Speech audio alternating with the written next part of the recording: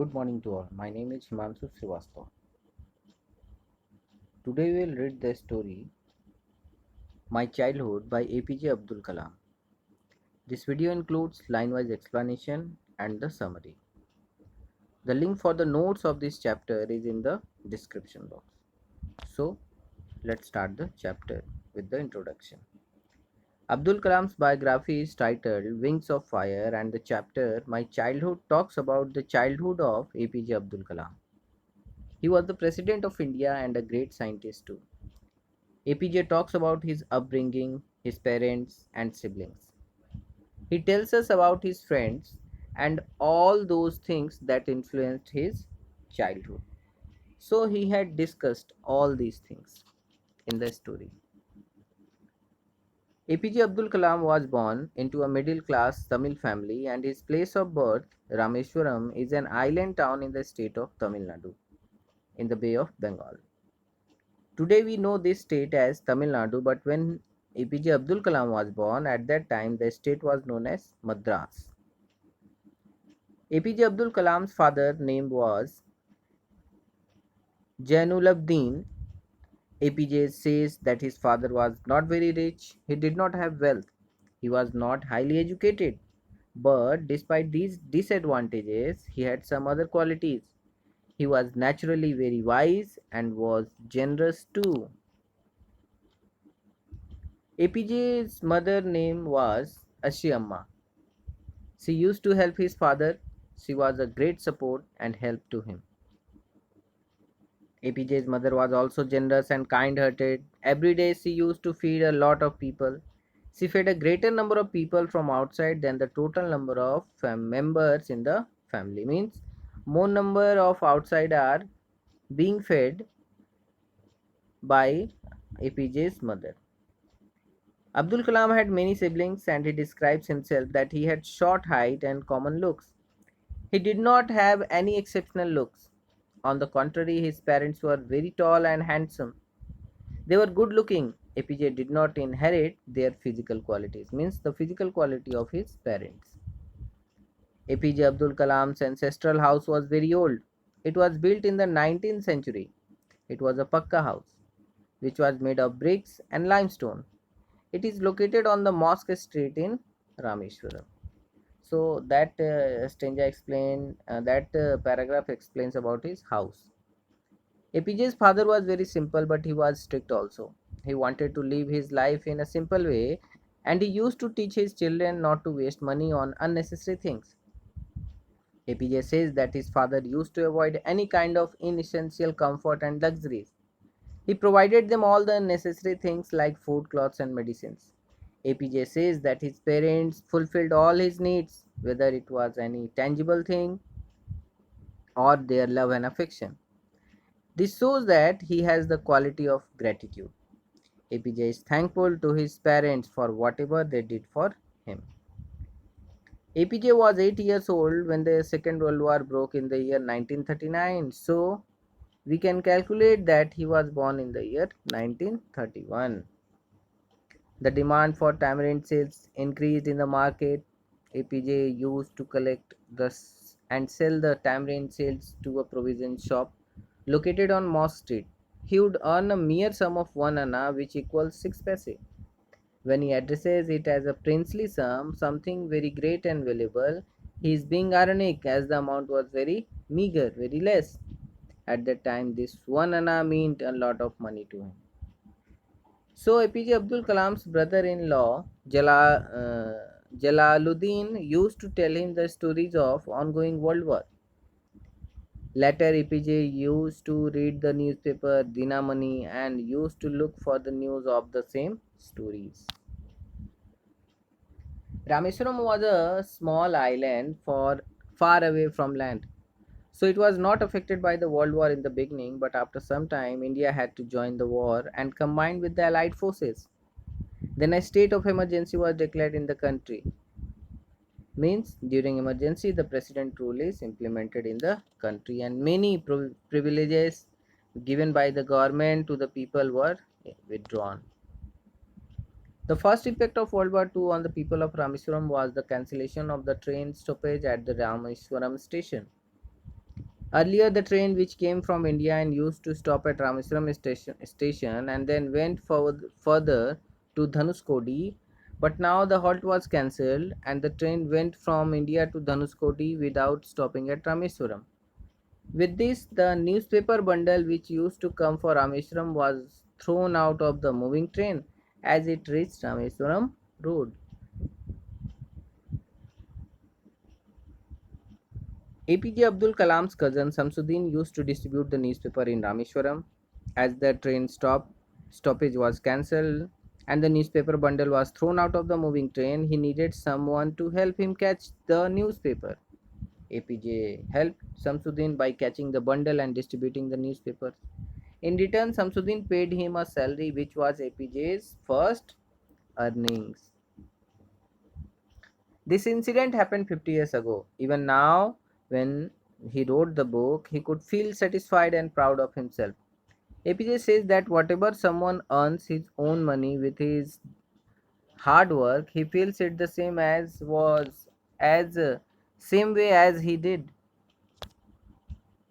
For a child, the figure of authority is his parents, and the next figure of authority can be his teacher, a person who has authority over the child.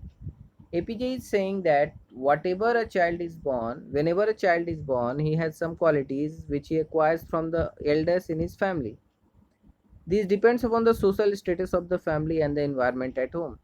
From his father, he inherited honesty, self-discipline. From his mother, he means APJ Abdul Kalam inherited faith in goodness and deep kindness, and his sibling also inherited some qualities from their parents. So APJ had three best friends during his childhood. Their names are Ramananda Sastri, Arvindan, and C. Prakashan. All of them belonged to very strict Hindu Brahmin families and were ardent followers of their religion. Means they were following each and every rituals of their religion. As APJ was from a Muslim family, he says that during his childhood all the children were so close to each other that they never felt they belonged to different religions. Means APJ Abdul Kalam and his three friends were not knowing what religion is. APJ's best friend Ramanand Sastri was the son of Pakshi Lakshmana Sastri, the priest of temple. When these three friends grew up, Ramanand Sastri took the priesthood of the Rameshwaram. Arvindan started a business of transporting the pilgrims to and from the Rameshwaram temple, and Shiv Prakashan became a catering contractor for the Southern Railway. So APJ Abdul Kalam's all three friends were settled. Whenever the Sri Sita Rama Kalyanam ceremony used to take place, APJ's family also took part in it. They used to arrange the boats for it. They used to make a special platform on the boats on which the statue of Rama and Sita were placed and transported from the temple to the marriage site, which was in the middle of a pond named Ramatirtha. This pond was near APJ's house. When he was growing up, he never thought that there was any difference between Hindus and Muslims as they participated in the Hindu festivals wholeheartedly. So, they were not knowing about the barrier of religion. APJ says that they listened to stories from Ramayana and the life of the Prophet from their mother and grandmother as bedtime stories. So, they listened to stories of both Hindu gods and Muslim gods. There was no differentiation on grounds of religion. As APJ Abdul Kalam belonged to Muslim family, he used to wear a cap on his head, which identified him as a Muslim. His friend Ramanand Sastri, who was the son of the priest of Rameshwaram temple, belonged to Hindu Brahmin family and used to wear the sacred thread worn by Brahmins. When these children were in class 5, a new teacher came to the class. APJ Abdul Kalam recalls an incident which had happened earlier. Then this new teacher could not tolerate that a Hindu priest's son was sitting next to a Muslim boy. He told APJ to go and sit on the last bench as he belonged to a low rank of the society. Both the children felt very bad when APJ changed his seat and went back and sat on the last bench. Ramananda felt very bad. APJ still remembers the image of his friend Ramananda crying. It left a lifelong impression on Kalam of his friend's feeling for him. These are some word meanings. Both children went home and told their parents about this incident, and Ramananda's father, Lakshmana Sastri, called the new teacher and scolded him. He told him not to kill the children's friendship by putting the venomous discrimination of caste and religions into their innocent minds. Lakshmana Sastri was very clear in himself. He told the teacher, either you ask sorry for the wrong or you have done, or else leave the school and Rameswaram town. The teacher asked sorry for the mistake he had done, and due to Lakshmana Sastri determination, his thoughts about religion and caste changed. The division of society into four groups: Brahmins, Kshatriyas, Vaishyas, and Sudras was strictly followed in Rameswaram. Abdul Kalam, science teacher Shiva Subramaniam Iyer, was a religious person and an orthodox Brahmin, but was a rebellious type of person. He did not believe in distinction on the basis of caste system. He worked very hard to break these social barriers. He wanted that people of different castes should interact with each other. He encouraged APJ Abdul Kalam to work hard so that he could be at the same level as the highly educated people who lived in big cities. Shiva Subramaniam Iyer's wife belonged to a traditional and orthodox Brahmin family. She followed the religion very strictly, and to keep the kitchen pure, no one from an inferior religion was allowed to enter the kitchen. So when Shiv Subramaniam Iyer called APJ Abdul Kalam for dinner at his home, his wife feared that a boy from a Muslim family would make her kitchen impure. She refused to serve him food in the kitchen. Shiv Subramaniam Iyer was neither upset nor angry. He himself served food to APJ and sat down beside him to eat. His wife stood beside the kitchen door and looked at APJ while he was having food. APJ says that he doesn't think that she felt there was any difference in the way he was having his food or the way he was drinking water on it, the way he cleaned the floor after the meal. He wants to highlight that religion does not matter as it does not fat alter the way in which a person eats food. When APJ was about to leave Shiva Subramaniam Iyer's house, he invited him for dinner once again. When Shiv Subramaniam Iyer saw the APJ Abdul Kalam was upset, he was hesitating. He asked him not to be upset. He added that if he had decided to change the system, to go against the most of the society, he had to be strong and brave and confront the situation. When he visited Shiva Subramania Iyer's home for dinner the next week, his wife made him sit in the kitchen and served him food with her own hands. When the Second World War got over in the year 1945, India was about to get freedom, which happened in the year 1947. M.K. Gandhi, known as Father of Nation, was a crucial part of India's freedom struggle. He said that Indians would build their own India. The entire country was filled with hope and happiness. Everyone was experiencing such a feeling which they had never felt before. Everyone was hoping that now they would get their freedom. APJ asked his father to allow him to go to Ramanathpuram, which was the district headquarters for higher studies. In reply, his father told him that he knew that APJ needed to go away so that he could move ahead in life.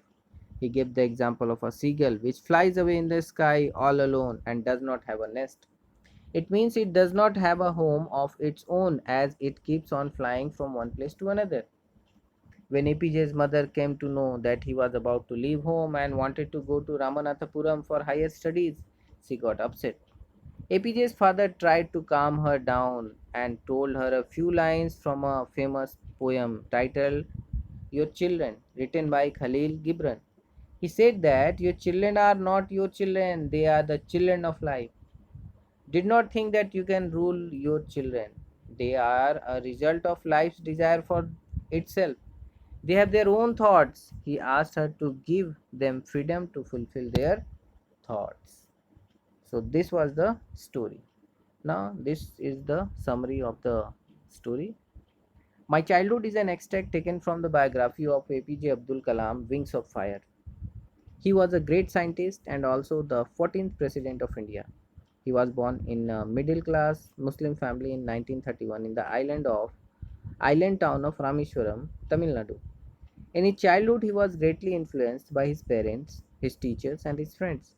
His father, Jainulabdin, was not highly educated, but he was a generous and kind person. He was not rich but provided a secure childhood to Abdul and his siblings. Abdul inherited honesty and self discipline from his father and faith in goodness and deep kindness from his mother. Kalam earned his first wage by working as a helping hand to his cousin Samsuddin, who distributed newspapers in Rameswaram. In his childhood, he had three close friends, Ramanand Sastry, Arvindan, and Siprakashan. Once he was in fifth standard, a new teacher asked him not to sit in front row along with the high caste Brahmin boys. Abdul found Ramanand Sastry weeping as the as to the last row. This made a lasting impression on Abdul. Abdul was also greatly influenced by his science teacher Siva Subramanya Iyer. He learned the lesson of breaking social barriers from him. Iyer invited him to his home for a meal. His wife refused to serve food to a Muslim boy in her pure kitchen for the first time. Iyer served him with his own hands and sat down beside him to eat his meal. He convinced his wife to serve meal with her own hands and thus was successful in changing her conservative attitude. For higher education, Abdul Kalam sought permission from his father to leave Rameswaram and study at the district headquarters in Ramanathapuram. His father said that Abdul had to go to long way in life just like a seagull bird which flies a long distance. He calmed down APJ's reluctant mother by quoting Khalil Gibran's poem, Your children. He said that her children could not be dominated by her because they had their own thought. They did not belong to her but were a result of life's desire for itself. He asked her to give them freedom to fulfill their thoughts. So, this is the story. I hope this will help you out to understand. Thank you.